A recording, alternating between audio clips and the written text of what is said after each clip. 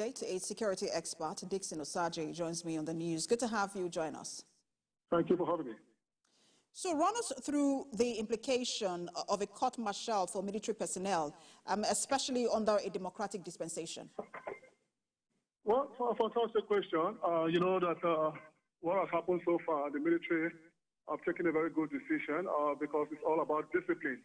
The discipline is very essential in area of military engagement. So for me, I think the area of court-martial is under military purview to deal with erring officers and men who have gone against the military rules of engagement, both in battlefield and in peacetime.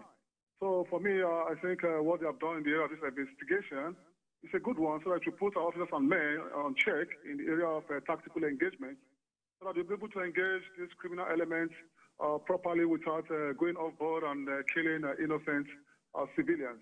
This is what we call accountability. The military have taken a good stance in the area of accountability. But I have a worry here. If the military officers that are indicted made a mistake, be it intentional or accidental mistakes, what then happens to officers and men in the area of operational error when the military are not doing the right thing as well? So for me, I think they need to check this across board. Both the military itself needs to hold themselves accountable whenever they carry out an operational error against officers and men, and also hold officers and men accountable whenever they carry out an error operation against the civilian populace. And to just pick it up from there, first of all, two questions in one. What has now been released to the media? Is that all that we need to know?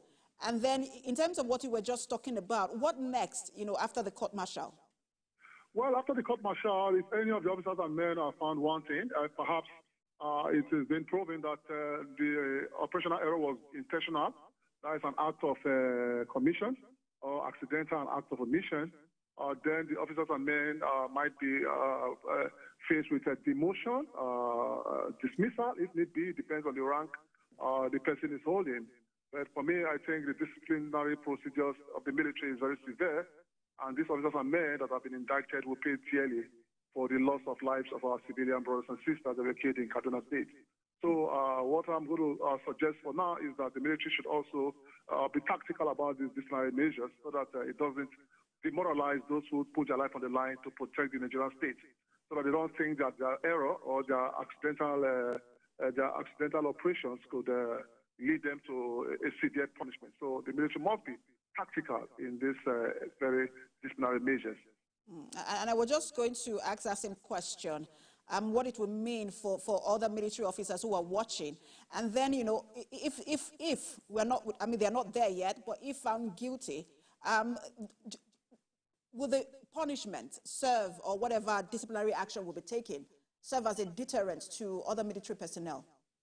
Well, a fantastic question. When we talk about deterrence, we're talking about specific deterrence and general deterrence. The punishment measures is going to send out a specific deterrence to those individuals that we have found culpable, and a general deterrence to all officers and men across board within the Nigerian territorial space, to let them know that the military of this 21st century will no longer tolerate any accidental discharge or accidental engagement without carrying out an effective area surveillance before deployment of your equipment. So for me, it's going to be a good one in the area of discipline. But I tell you for free, looking at the officers and men we've lost over the years since the emergence of Boko Haram, and the military itself have not blamed themselves for some operational errors they have done, or they've carried out themselves accidentally. I think it's going to demoralize these officers and men in the battlefield, saying that they put their life on the line to protect the Nigerian territorial space, and an accident occurs, and they are being held accountable and punished. But we must not take away punishment from military operations. If we don't look into punishment, then a lot of people will just carry out some kind of nasty bombardment without caring.